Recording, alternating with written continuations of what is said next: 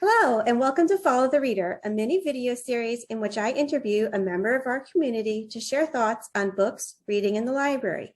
My name is Karen Leahy, and I'm the Digital Services Librarian at the South Kingstown Library. Today, I am joined by Shawn Marie Simmons. Hi, Shawn, how are you?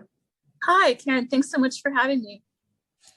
Could you tell us a little bit about yourself and what you do in the community? Absolutely. I work in the Provost office at the University of Rhode Island. And one of the fun things I get to do as part of my job is I create the word search puzzles for the employee newsletter. And I create them from scratch, not using like a computer pattern. So this is something that's grown out of my reading. I love words and I love to put words together. Oh, that sounds like so much fun.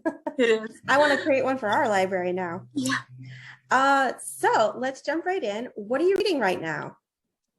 I am a huge Jane Austen fan, and so right this minute, I'm reading a book called Eliza's Daughter by Joan Aiken, and it is a fan fiction, you'd call it, sequel to Sense and Sensibility. It's really, really good. Great. And so was it just because you're a Jane Austen fan that you decided to pick up that book? Was there anything else that led you to it? Well, I fell in love with Joan Aiken when I was a kid. Finding her books in the library was definitely a treasure hunt for me. She wrote The Wolves of Willoughby Chase. She wrote Black Hearts in Battersea and a bunch of other books for kids.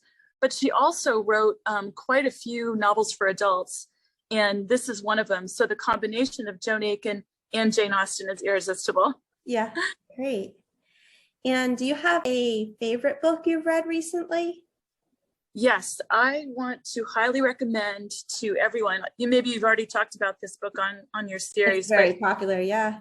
It is fantastic. I had not read this author before, but my best friend from high school is a children's librarian, and she's always sending me, her new discoveries. So she sent me this for Christmas. So it includes not only libraries, but the ancient past, the current day, and the near future. It's a brilliant book. Great. That sounds awesome. It's really good. Now tell me, are you the type of person who uses a real bookmark, uses a piece of paper? Do you dog ear your pages? How do you keep your place? I have been using the mailer cards from the university because they're colorful and they stand up pretty well. That's great. So this has been my favorite bookmark for the last year or so. That's a good one. It's an art show announcement, right? I just love it. Yeah. Exactly. Do you have a favorite reading snack or drink? I usually do my reading between 6 and 7 every morning, and so it's coffee. Yeah. Which is great. Yeah. But when I was a kid, I would spend hours reading, and I would just dig up the craziest snacks. If there was nothing else, I would ask my mom, if I could eat a spoonful of brown sugar stuff. And do you have a favorite place to read? I do. I have a chaise lounge in the front window of our living room, which is my reading station. And it's got, a special table and a stack of bookmarks and the books that I've just finished and that I'm going to start next waiting for me. That sounds great. It is. And can you tell us, what do you love about libraries? Libraries are so important, and I can't emphasize it enough. Everywhere I travel, all over the world and all over the country, I look for the local library because it's a place where we all can go and we can have access to information and we can be undisturbed and read and learn. It's been important to me since I was a child.